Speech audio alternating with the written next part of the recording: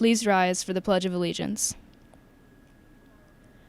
I pledge allegiance to the flag of the United States of America and to the republic for which it stands, one nation, under God, indivisible, with liberty and justice for all. Please remain standing for a moment of silent meditation.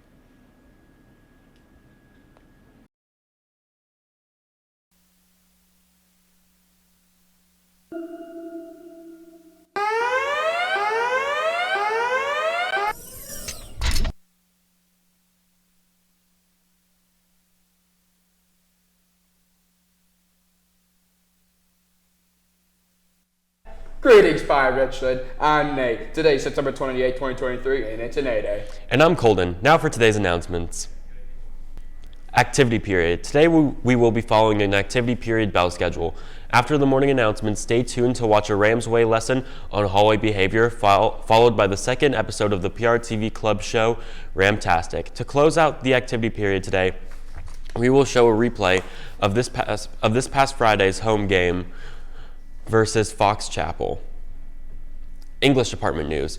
Do you like to share your opinion? The Pine-Richland English department wants to hear what you have to say. They are adding a modern and diverse novel to the 9th grade curriculum and can't do this without your help. Simply choose one of the following books, fill out a Google form, and they will enter your name into drawings to win free prom tickets and other exciting RamsWay prizes. You could choose from these books: I Must Betray You, We Are Not Free, All My Rage, and Angel of Greenwood. If you are interested in participating or have any questions, please see Miss Mitchell in room 216. Minithon news. Minithon has begun and they could use your help. They have a new leadership structure of positions to fill and will be talking about how you can get involved. Develop your leadership skills and become a captain at the next meeting. The next Minithon meeting is scheduled for October 4th after school in the STEAM LGI. They would love to see some new and familiar faces there, so bring a friend and join them. Underclassmen are especially welcome. Reach out to Mr. Groh with any further questions at the email found at the bottom of your screen. Fact of the day. Now let's check in with Nate for Fact of the Day.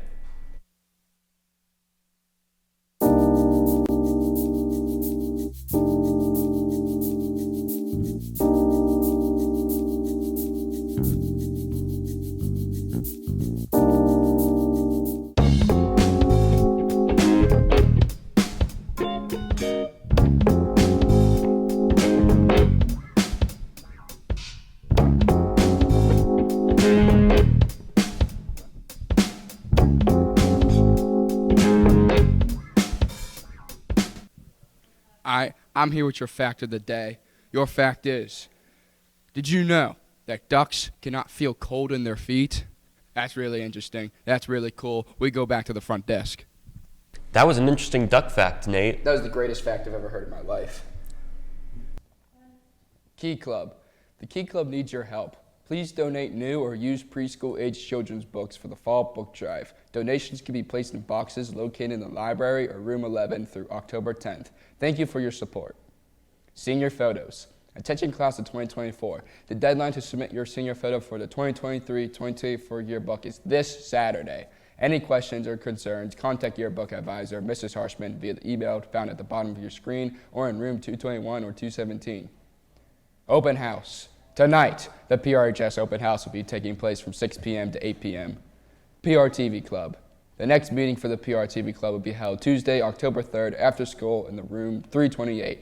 Items on the agenda will be ordering PRTV apparel, production of Ramtastic, and an introduction to several film competitions. Any student interested in joining the club should join the club's Google Classroom at the Google Classroom code found at the bottom of your screen. You do not have to be enrolled in a video class to join. Feature. Now let's send over to Nate for today's feature.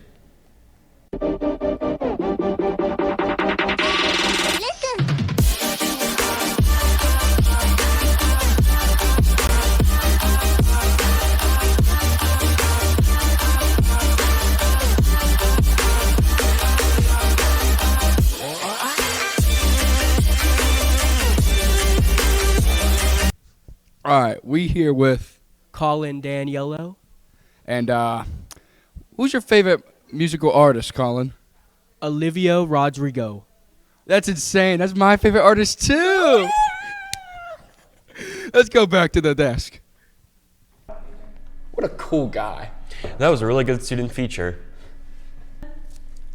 Activity Fair. Tonight from 6 p.m. to 8 p.m. in the high school atrium, the activity fair will take place. Representatives from high school clubs will be on hand to allow students a chance to sign up and find out about what each club has to offer. Theme Day Thursday. Not sure what Theme Day Thursday is? 2 Thursdays each month, staff and students are encouraged to dress up in the day's theme. The next Theme Day Thursday will take place on Thursday, October 5th with the theme Animal. Ramtastic. Attention students, Mr. Kaler will be sending out an email this morning asking you to complete this week's fun poll. Last week's fun poll's results will be revealed as well as the new fun poll in today's episode of Ramtastic, which is coming up next after the announcements.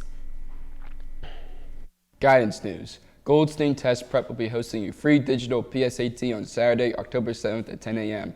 Prior to the practice test, students will need to create a College Board account and download the College Board Blue Book app on the device they'll be using. Additional information and link to register were emailed to 10th and 11th grade students. Financial Aid Night. The event will be held virtually on Wednesday, October 18th, 2023 at 7 p.m. PRHS families are strongly encouraged to attend to learn about the financial aid process and what options today's students have available to them. The following scholarships, contests, and workshops are now available. Stop in the guidance office or check on Navion's Under Colleges tab scholarships list.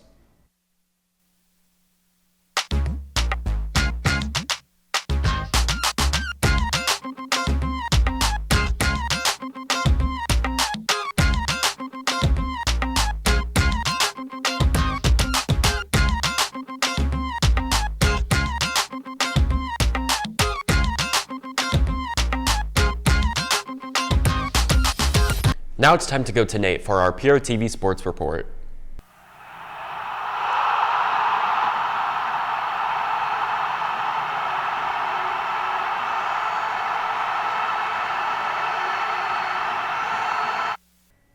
I'm Nate for your sports cross country. Plan to join them at the annual Ram Run event to benefit the PRHS cross country boosters. The Ram Run is scheduled for October 8th at North Park. Visit the district athletic webpage for more details. Girls volleyball. Help us jam the gym and spike out cancer. Join us for our new high school gym's grand opening and ribbon cutting on Tuesday, October 10th at 7 p.m. We need you to pack the bleachers and cheer our girls volleyball team and honor those who have had or have fallen to cancer in support of the team's annual Spike Out Cancer event. Let's make this team's most successful Spike Out Cancer event ever. In other girls volleyball news, the teams will be at Bethel Park. JV plays at 5:30 p.m., varsity follows at 7. Girls tennis. Good luck to Dia Naher, Rachel Smith, Kiana Strayton, and Samuka Ravachatran. Today, they will be compete in the day 2 of the WPIAL varsity section doubles. Tournament at noon at North Allegheny High School and other tennis news. This past Tuesday, the varsity team defeated Mount Lebanon 3-2. Their next match is tomorrow at Peters Township at 3:30 p.m. Boys soccer. Tonight, the teams will face Fox Chapel at home. JV plays at 6, followed by the varsity game. That's all your sports. Back to the front desk. Good luck. Sports looking good. Good luck to all the sports teams. Now let's go to Nate for lunch.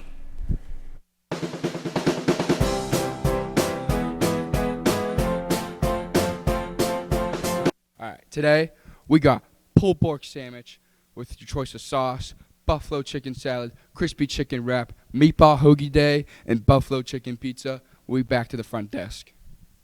Can't wait for the lunch today. That meatball hoagie is definitely going in my tummy. Now let's go to Nate for weather.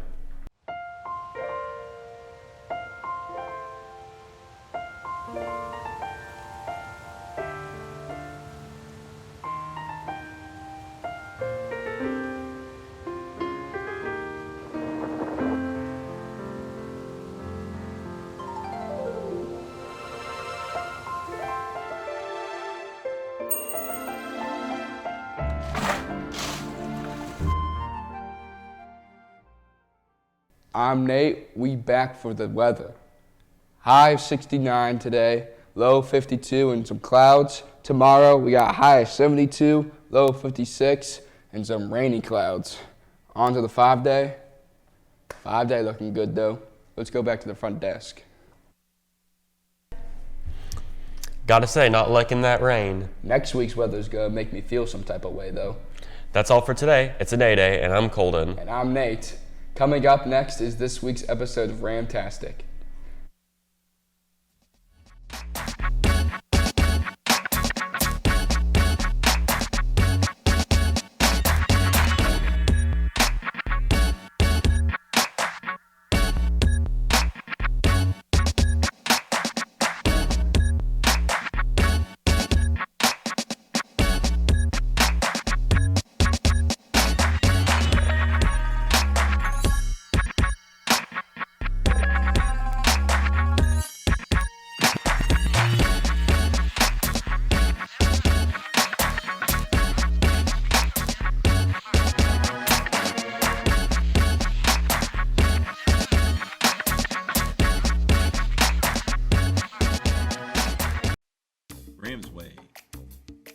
hallway expectations.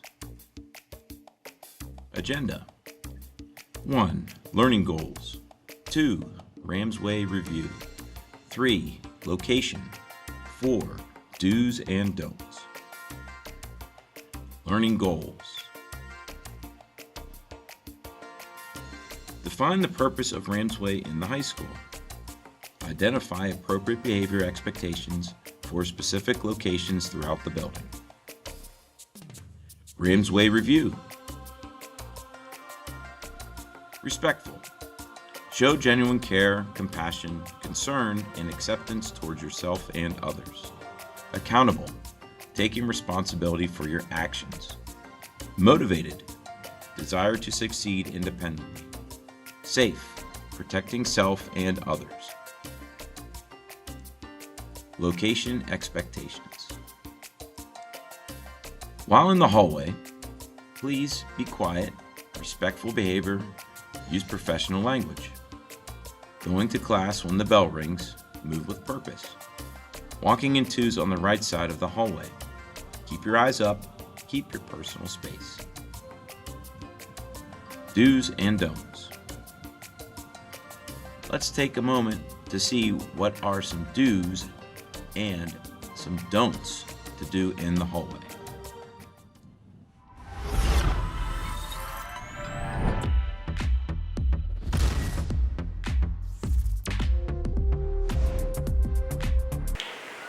Do you guys watch the games this weekend? Oh, yeah.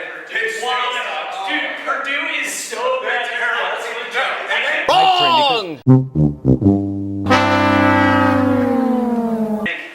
Hot dog. Sandwich, not a sandwich. Not a sandwich. It's not a sandwich. It's absolutely. No, it's not. It's not a sandwich. It's not a sandwich. You can settle down, okay? But it is a sandwich, I agree. Yes!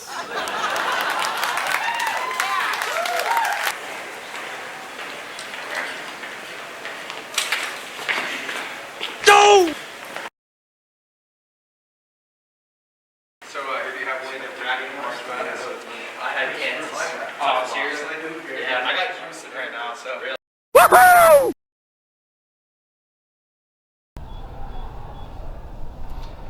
How'd you guys do on the astronomy test? I bombed it. Terrible. Didn't study though. I studied, but just, I thought it was easy. I mean, Big Dipper, Little Dipper. Yeah, we don't have to go. We're good. I already bombed the test. Who cares? Roberts doesn't care either. nor takes attendance. No. Never takes attendance. We'll hang out for a few minutes. You guys want to go lunch? Yeah, let's go get a snack. Sure.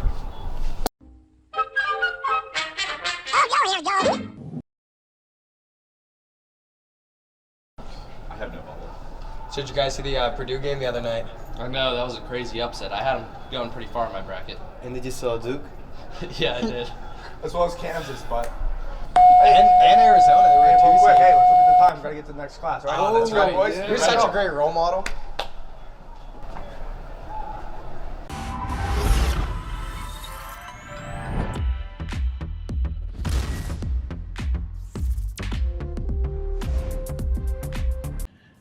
When teachers and staff see RamsWay behavior happening in the hallway, you may be asked to scan the QR code to be entered into a drawing to play bingo during an activity period.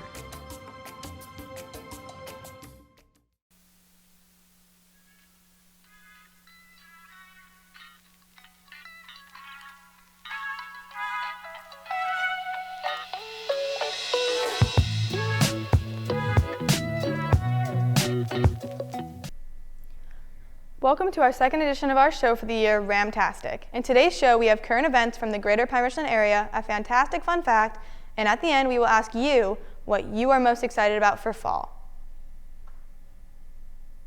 Current events. Local news. New Permane Bros location in McCandless. A new Permane Brothers opened in McCandless on September 27th. The first 100 people in the new location received free sandwiches for a year. Adam Golam, the CEO of Permane Bros, explained that while most new restaurants don't immediately give out free food, Permane Bros is different and focused on growing their community, especially around McKnight Road. Mars hosts Apple Fest. Downtown Mars will be holding an Apple Fest on Saturday, October 7th. The event will feature over 90 vendors sending everything from fine jewelry to funnel cakes. The event will be out of this world with many Martians scattered around to help you find your way. KFC tests exclusive item only in the Pittsburgh area. Kentucky Fried Chicken is testing a new twist on its famous bowls in several stores across the Pittsburgh area. The new dish features mashed potatoes, fries, bacon crumbles, and a cheese sauce for $3.49. Chicken nuggets can be added for a total cost of $5.79. The dish and prices are only for a limited time. Local sports. The Pittsburgh Steelers faced off against the Las Vegas Raiders on Sunday night. The Steelers won the game 23-18, making them first in the AFC North. On Sunday, the Pittsburgh Penguins lost an NHL preseason game to the Columbus Blue Jackets in overtime.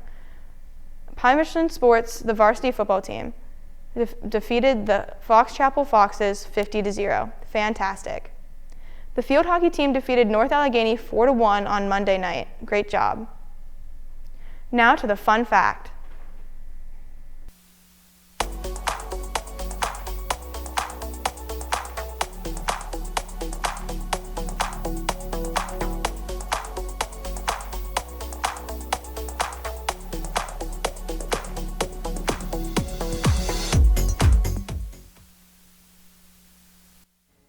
Hi, I'm Gio with your fun fact. Did you know there are 293 ways to make change for $1? This number was found by counting up all the possible ways to equal $1, total used dollar coins, half-dollar coins, quarters, dimes, nickels, and pennies. How many can you think of? Why did the man put his money in the freezer? He wanted cold hard cash. And now back to the main desk. That's a lot of ways to make $1. Now let's go to the fun poll.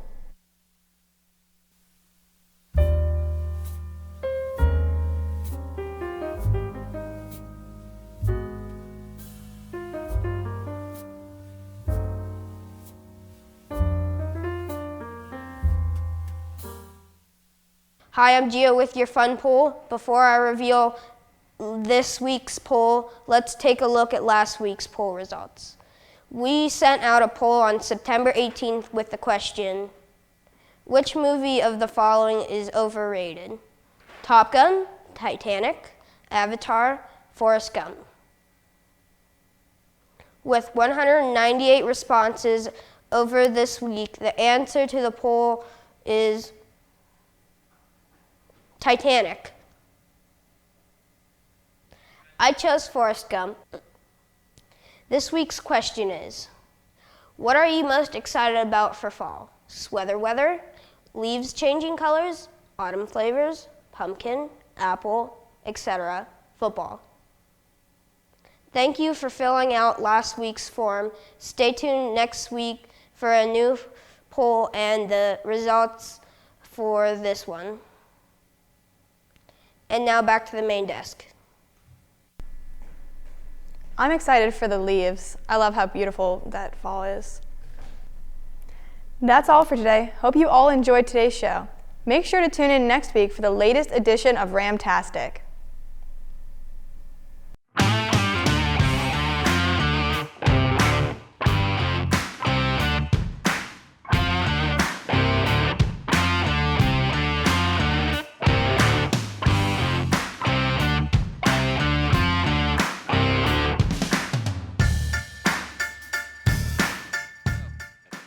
Having at quarterback, you got to assume Ethan Pillar is going to be getting the ball a lot tonight. Definitely. As this one is underway, and it's a little squib kick up the middle, taken by Talon at the 15-yard line. He's going to take it up the middle and have a little bit of room to work up to just past the 35-yard line. We'll call it the 37 to start this game with nice field position here for Pine-Richland. That was a good return. Unfortunately, not as good as last year. Number 25, Ron Palmieri, took it back to the house on the first play of the game, but still a great return from Talon.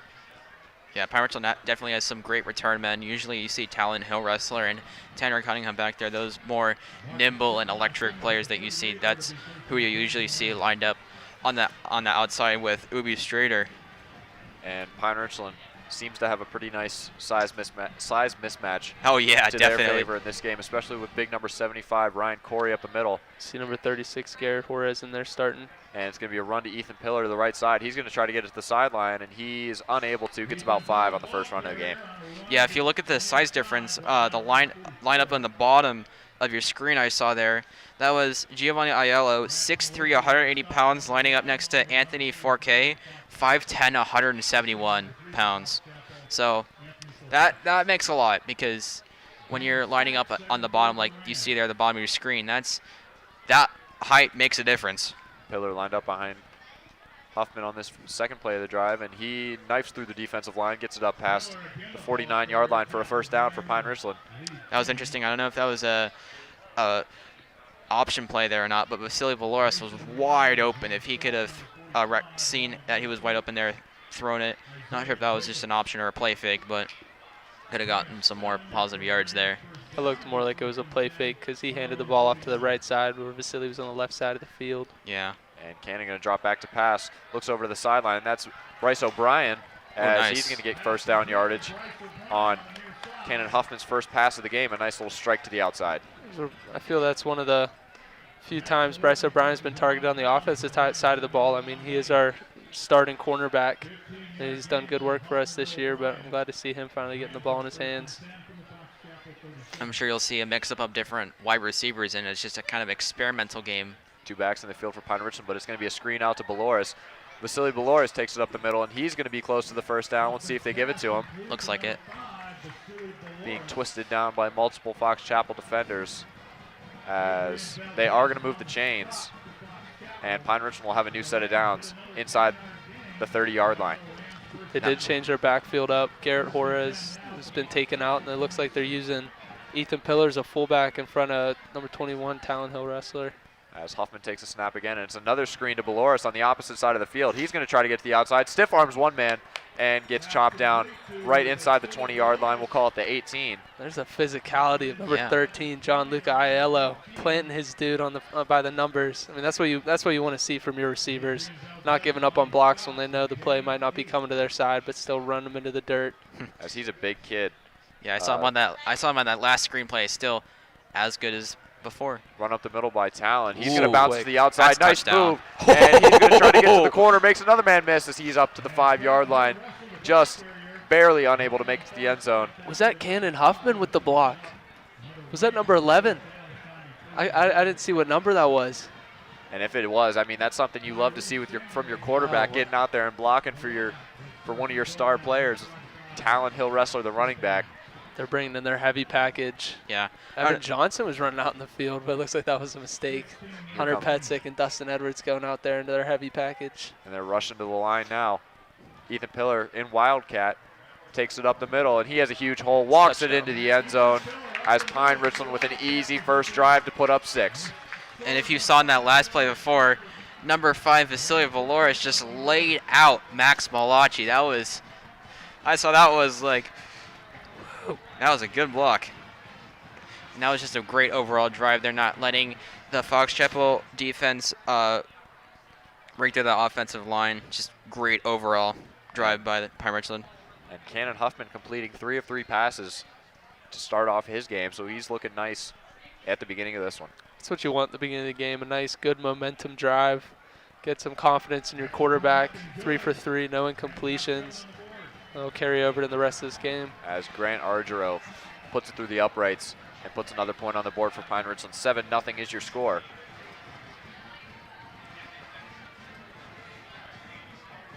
So the special teams unit will come out now for Pine-Richland. Yeah, so that block was not Cannon Huffman. That was number 5, Vasily Valoris. Still very impressive. Very impressive. So that drive just taking just under 3 minutes to start this game off. 9.5 minutes now left on the clock in the first quarter. So a nice quick drive for Pine-Richland to start off the game and go up 7. Now the question is, how effective will Fox Chapel's offense be versus Pine-Richland's defense? Because Pine-Richland basically made it down the field unopposed. They didn't have a single loss, or it looked pretty much flawless throughout the entire drive there. See what Fox Chapel can do with the ball.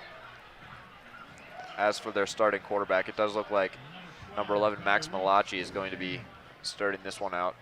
He's waiting just on the sideline, ready to trot out onto the field as Grant Ardro kicks this one away, and that is caught in the end zone, and it's going to be a touchback. I thought he was going to return that for a second. He was going to look like he was getting ready to go there, but nope. That was number 19, Lincoln Burgess, back to return for Fox Chapel. Yeah, I don't believe you can take the ball out of the end zone in high school. Now the question definitely becomes, what is this offensive and defensive line battle going to look like? Because we know how effective Pine-Richland's defensive line has been with people like Ryan Corey, the Wisconsin commit. So that's loading up the line. That is a lot of people in that tackle box. Empty backfield to start the game here for Fox Chapel. Maloki all by himself.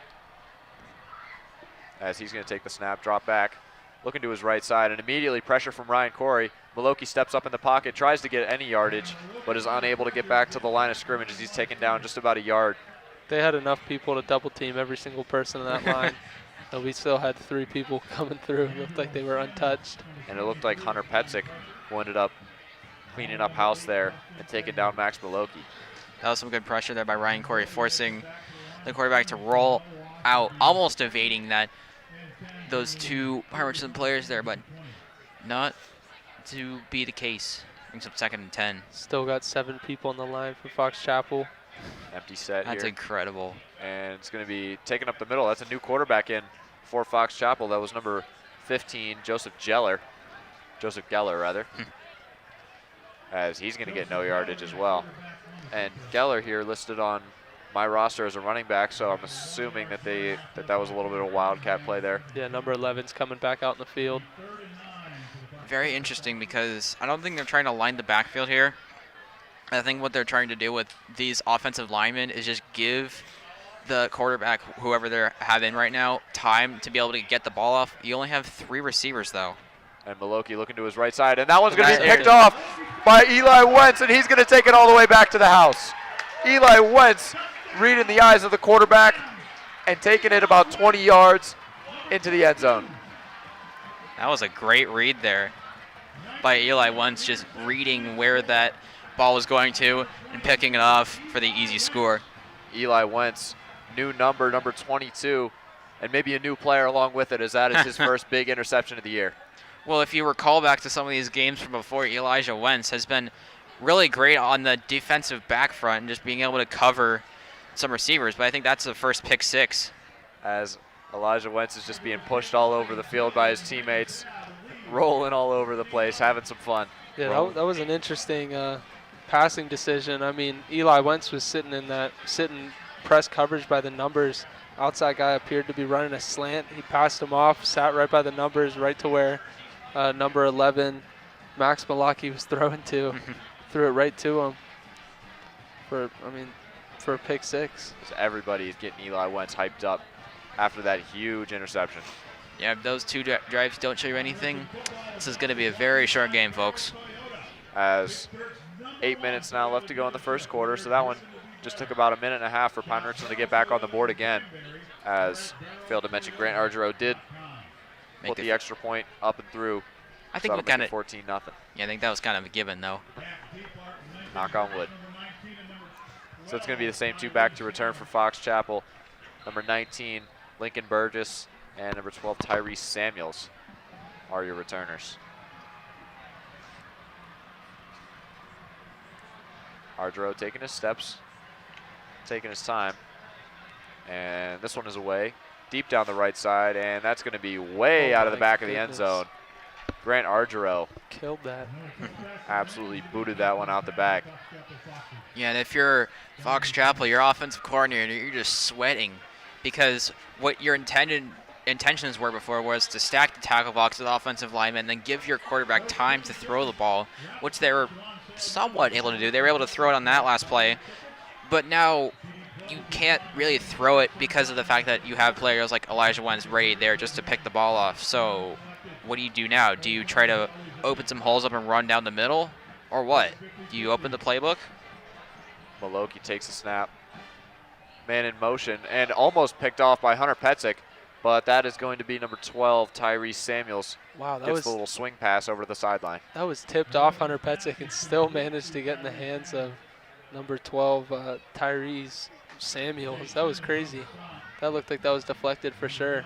And another interesting note here for Pine-Richland, playing his first game this year is Joshua Nindle, big number 72 up the middle.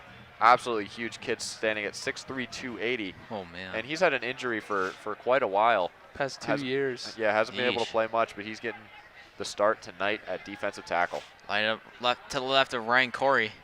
So back in Wildcat goes Fox Chapel. Joseph Geller. Hard count. Is going to take the snap, and he's going to hand it off up the middle. Tripped up in the backfield is going to be number 20, Kellen Blyer. Hunter Petzik making the initial contact, able to take him down and it looks just like, behind the line. Yeah, and it looks like the Fox Chapel is trying to spread the ball out, trying to go to either side of the field, just around that offensive and defensive line, but they haven't been able to do that so far. That last play, and then the screen pass before trying to get to the outside, but they haven't really been able to do that so far. But I've noticed that they've been getting the ball off really quickly, because I don't think if you're Fox Chapel, you're confident that you'll be able to have your quarterback stay in the pocket for much long. Maloki takes a snap, rolls out right, throws it over the middle, and he's going to be tackled just short of the first down. That's Evan Johnson coming up to make the tackle, and it was number 42, Troy Susnack, on the reception, and they were going to mark him just about a half yard short of a first down. Let's see what Fox Chapel elects to do here. If I'm Fox Chapel, I would try and go for this, but it appears like they're going to punt. They could fake it. We have seen that before. Does look like they're in a punt formation. That's Kellen Blyer back to boot this one away. And Tanner Cunningham and Talon Hill Wrestler back to receive for Pine-Richland.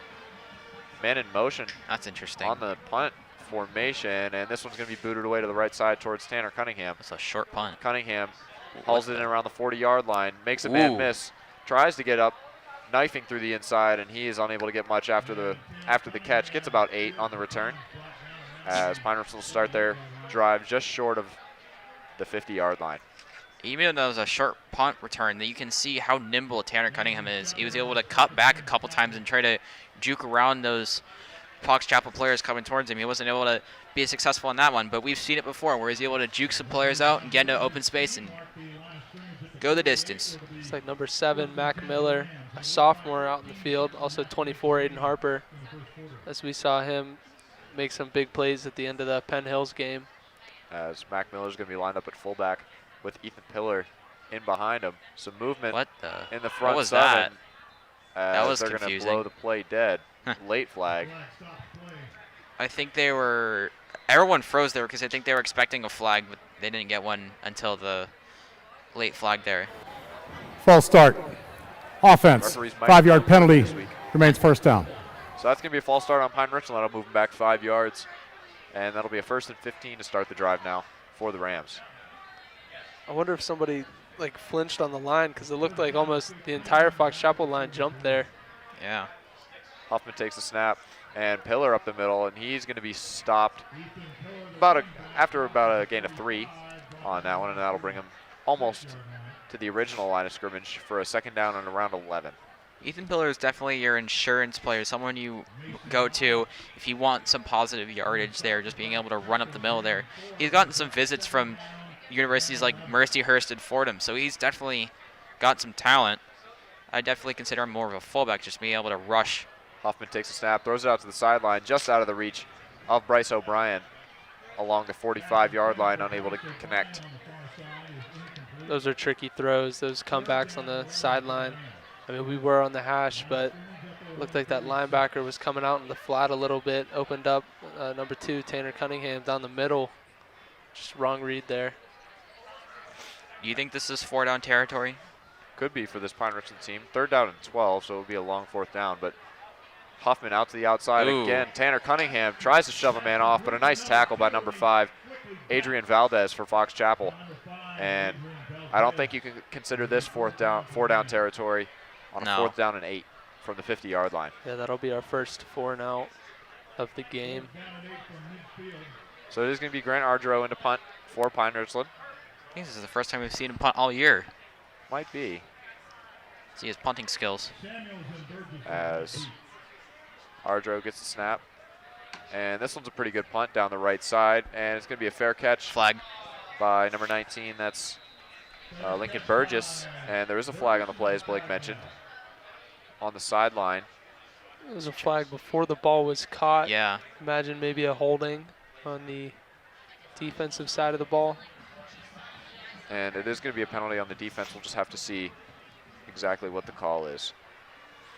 They'll move them back about 5 or 10 yards and then be on their way.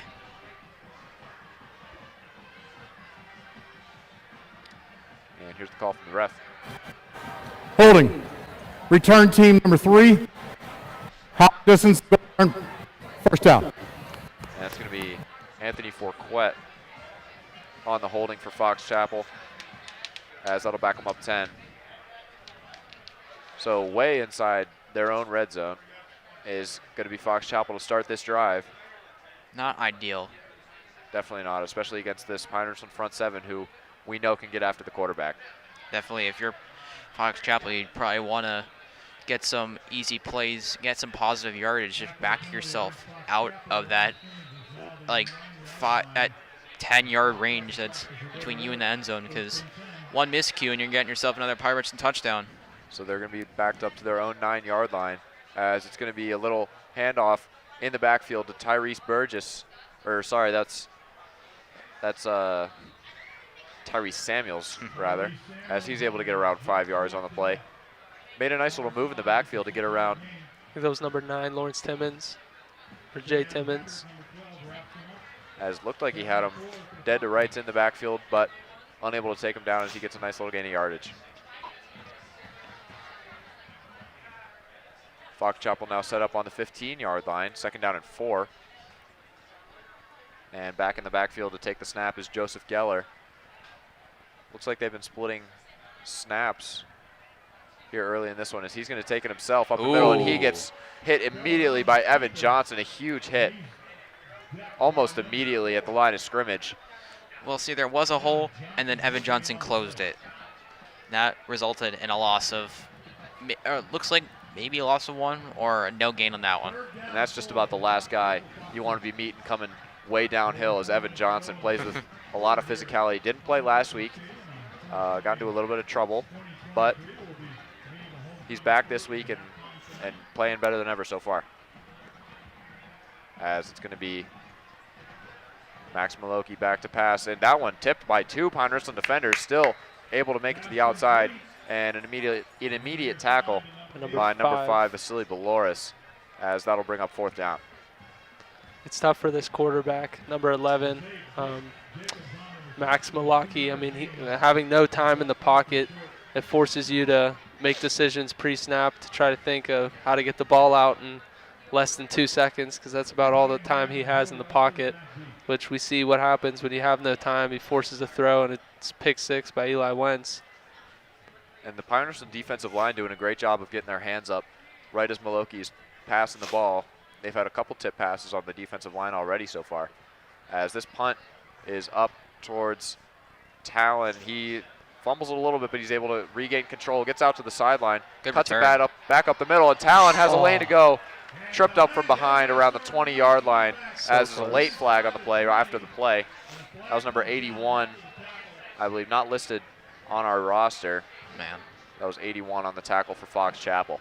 That was a good return there, but I think some extracurricular activity is going to move the ball back a little bit. Caught him by a shoelace. I mean, you saw how quick Talon hit that hole. He was just inches away from taking that to the house. Personal foul. Number 42,